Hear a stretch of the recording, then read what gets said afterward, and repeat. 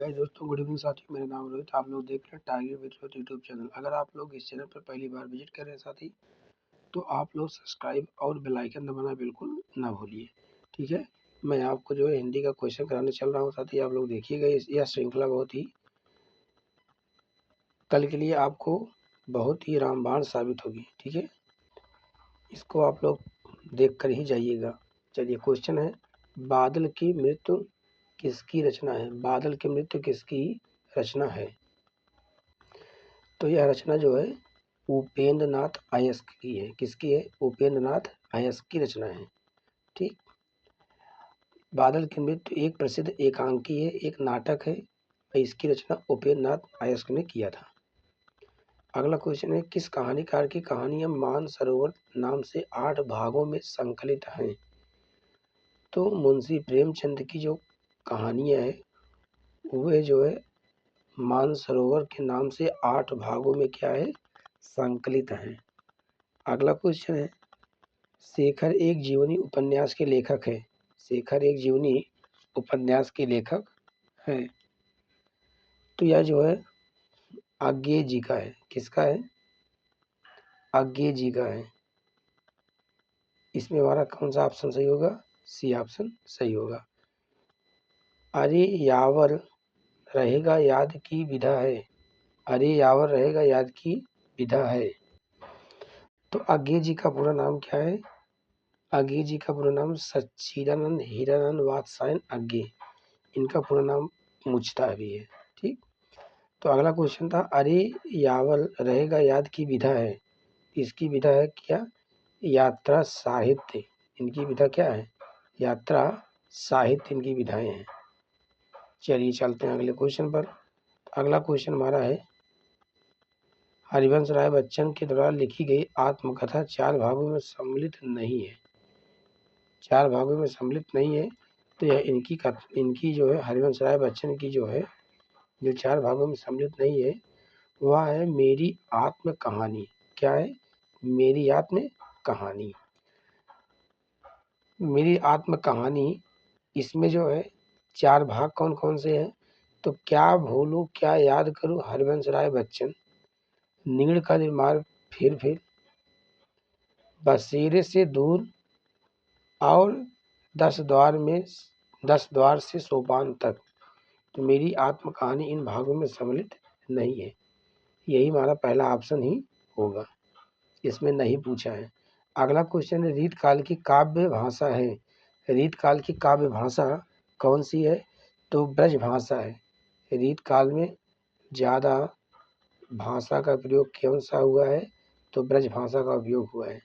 ठीक,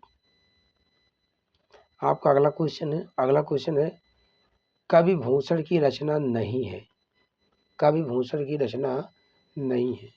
इसमें पूछा है नहीं है, शिवा वावनी है, शिवराज भूषण है, छत्रसाल दशक है, लेकिन रामचंद्र क्या नहीं है। रामचंद्र क्या केशव दास की रचना है। किसकी है? यह जो है केशव दास की है। किसकी है? केशव दास की रचना है। ठीक है, ये केशव दास महाराज की रचना है। चलिए आपको आगे चलते हैं। द्विवेदी युग नामकरण किस साहित्यकार के आधार पर किया गया था? तो द्विवेदी युग महावीर प्रसाद द्विवेदी के नाम पर किया गया था। किस पर? महावीर प्रसाद द्विवेदी के। तार सप्तक के कवियों को आज्ञे ने क्या कहकर संबोधित किया है? तो तार सप्तक के कवियों को आज्ञे ने कौन सा शब्द ऐसा बोलकर संबोधित किया था? तो राहों के अन्वेषी। कौन सा शब्द? राहों के अन्वेषी। ठीक है, अगला क्वेश्चन हमारा है, धूप के धान किसकी रचना है? धूप के धान गिरिजा कुमार माथुर की रचना है। किसकी है? गिरिजा कुमार माथुर की रचना है। बी ऑप्शन सही है। करुण रस का अस्थाई भाव कौन सा है? तो करुण रस का अस्थाई भाव क्या है? शोक है। कौन सा है? शोक। तो इसमें हमारा डी ऑप्शन सही है। क्वेश्चन नंबर 11 में हमारा कौन सा ऑप्शन है? D option. और क्वेश्चन नंबर 10 में है बी ऑप्शन, गिरिजा कुमार माथुर। ठीक, तो इसको आपको मैं इरेज करके बताता हूँ। चलते हैं आपके अगली स्लाइड पर। अगली स्लाइड हमारी है अगली स्लाइड में जो क्वेश्चन दिया गया है उस क्वेश्चन के बारे में आप जानिए। पहले इसको थोड़ा सा जूम कर लेते हैं क्योंकि अस्पष्ट तभी दिखाई देगा। ठीक, इस स्लाइड में जो क्वेश्चन दिया गया है क्वेश्चन नंबर 12, चमचमात चंचल नयन बिच घूंघट पट छीन, मानहु सुर सरिता विमल जल दृग उछ्रत जुगु मीन। इसमें क्या दिया गया है? मानहु। मानहु शब्द आपको मैंने बताया था कि उत्प्रेक्षा अलंकार के मनु मानो जन जानो, क्या मनु मानो जनु जानो, ये सब इत्यादि वाचक शब्द क्या है? अगर कहीं भी किसी एग्जाम्पल में मिल जाए ये सब क्या है? उत्प्रेक्षा अलंकार है। ठीक, आपको उत्प्रेक्षा अलंकार का जो कुछ इम्पॉर्टेंट कीवर्ड है मैंने आप लोगों को बताया है। ठीक है, चलिए इसको इरेज करते हैं। इरेज करने के बाद में फिर आपको अगले क्वेश्चन पर बताते हैं। अगला क्वेश्चन हमारा है, रोला छंद किस प्रकार का छंद है? तो रोला जो है सम छंद है। कौन सा है? सम छंद है। अध्यक्ष में प्रयुक्त उपसर्ग है, अध्यक्ष में कौन सा उपसर्ग लगा है? तो आधि उपसर्ग है। कौन सा है?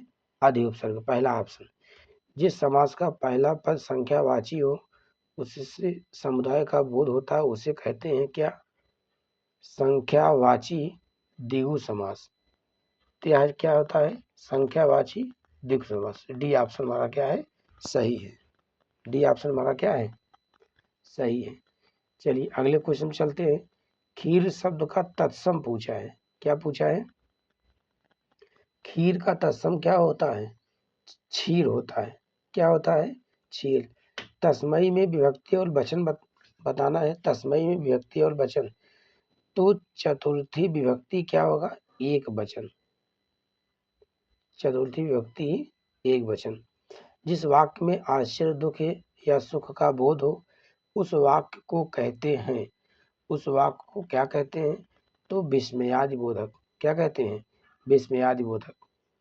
रोहन से चला नहीं जाता, इस वाक्य में कौन सा वाच्य है? रोहन से चला नहीं जाता, इसमें क्या है? भाववाच्य होगा। क्या होगा? भाववाच्य होगा। D option. निम्नलिखित में अभिकारी शब्द है, तो अभिकारी शब्द कौन सा होगा इसमें से? निकट। क्या होगा? निकट अभिकारी शब्द है। बालक, पुस्तक, पुराना, ये सब क्या है? विकारी शब्द है। लेकिन अभिकारी पूछा है तो इसका ऑप्शन निकट होगा। ठीक है, आपकी क्लास यहीं पर यह जो क्वेश्चन सेट था कंप्लीट होता है। 20 क्वेश्चन बहुविकल्पी का। अगली क्लास अभी कुछ समय बाद फिर मैं आपको देता हूँ। उसके बाद में कुछ आज आप लोगों का मैराथन रहेगा, उस मैराथन को बहुत अच्छे से देख कर ही जाइएगा। ठीक है साथी, बहुत बहुत धन्यवाद। All the best.